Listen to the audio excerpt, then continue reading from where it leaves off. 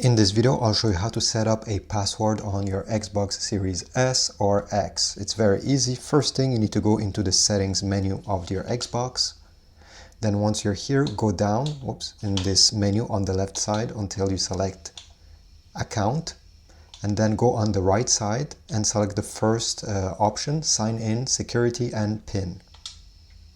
Then from here we have multiple options. We have over here create my PIN if we type on this. So over here we'll be able to create a brand new PIN code, and how to do it. You can see over here right beside each number there is the button you need to click to select it. It's you cannot simply type it using this pad over here. It's really each button has a number associated with it.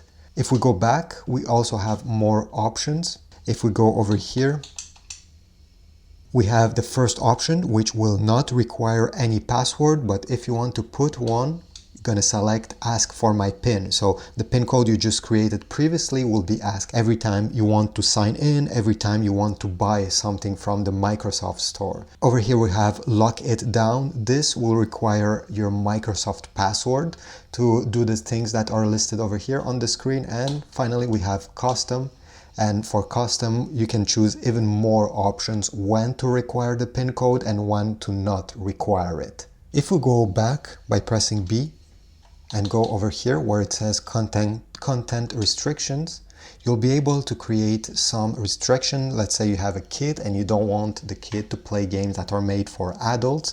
You'll be able over here by clicking A to select which kind of game your kid will be able to play.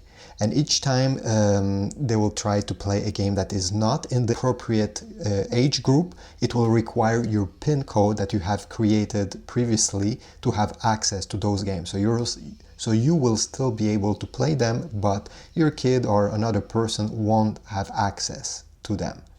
So I hope this was useful. If so, please leave a like, comment, subscribe, and I'll see you in the next video.